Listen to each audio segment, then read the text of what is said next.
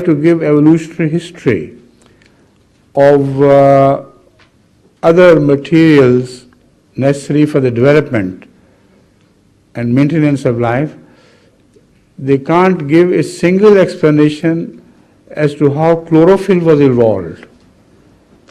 There is no history of evolution of chlorophyll at all. And without chlorophyll, life could not exist.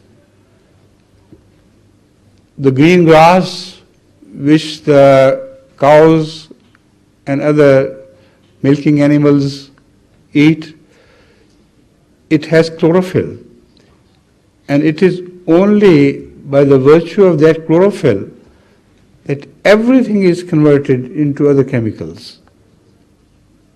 The entire phenomenon of getting milk and fat from out of grass and bones and brain and all the organs of the human body, they all are due to the presence of chlorophyll, without which these bodies could not exist. So, to cut the matter short, I'll advise you, if you know English very well, I hope you do, to get a copy of my book Revelation and go through this chapter. You'll be amazed to find that there are questions raised against the scientists which can never be answered by them. I go for a morning walk daily where I hear nowadays the sound of woodpecker. Now, scientists know very well that the woodpecker strikes at the trunk of the tree to scare the worms hidden within so that they come out, like you knock at the door and somebody comes out, just to eat them. But they strike so hard that their brain should have gone out of, it would have gone kaput completely by the first or two strikes only. But they have a cushioning system between their beaks and the brain. And that cushion which is created in between, which does not exist in the form of, in the beak of any other bird, only in the beak of the woodpecker. That takes the load and cushions it, so the strike force, so that it is subdued when it reaches the brain. Now tell me, how could it have become possible by evolving? When was the first woodpecker created? And if he stuck with the same force, he would have been destroyed and killed.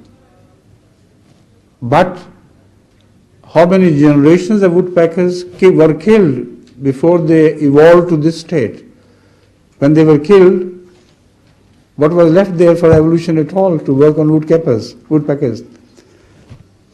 So if you open your eyes, you can see the existence of God day and night in everything created. Consider yourself. You have a beautiful design. You have eyes, you have brain, you have ears. And whatever the message of eye to the brain is conveyed through some ducts with electrical messages. And they are preserved in the brain somewhere. So much so that you remember the incident of seeing something from your childhood, and it is preserved in the brain, and you, whenever you want to recall it, you immediately get it. Where is it preserved and how this system of brain works and so on and so forth? the tales you can tell about your own body are unlimited. What the scientists have studied about the brain is only superficial so far. But volumes upon volumes are written about the surface of the brain. What is happening inside it, they don't know. So if you want to learn about the existence of God, try to look at the things around you with contemplation and depth.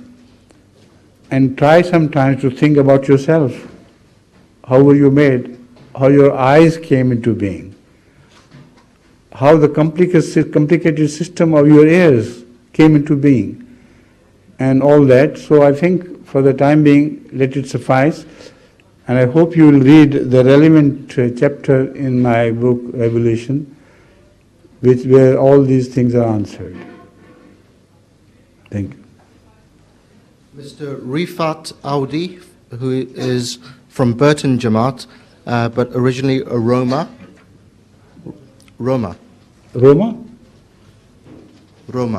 he's put down. Gypsy, the Roma. And I know that Roma, yes, that's right, yes. He asked, why are the Roma people of former Yugoslavia going through so much hardship and no Muslim is helping them? We try always to help them. As Ahmadi Muslims, we not only help them, we have many Roman Ahmadis who have a settled life, who change themselves so much that there is no more theft, which unfortunately is their habit. So they do not steal anymore, they do not create trouble for their neighbors, etc. While the Romans, even in England, when they move in caravans, you see they create terror in the entire society where they set. And unfortunately, they are given to this habit of stealing and destroying life. So many things, unfortunately, go into them according to their traditions. But we are helping them. As I've told you, mashallah, with the grace of Allah, we have many reformed Romans who are now leading a settled life. Thank you. Mr. Tahir Naeem from Glasgow. He is a buyer in a department store. Many miracles have been shown which seem to be against the laws of nature. Do the laws of nature change? And can we divide these laws into physical and spiritual laws of nature? As far as the first part of the question goes, there is no miracle against the laws of nature. The miracle is only against the then known of laws of nature. I can give you many examples of this. When the science progresses, but there is an age in science when a certain area is not understood by the scientists. So if God controls the laws of nature to produce a natural thing, it will be amazing for the people of that age. Because until then, that natural law has not been fully understood. Now I can give you a simple example, very simple. You know, magnetic force.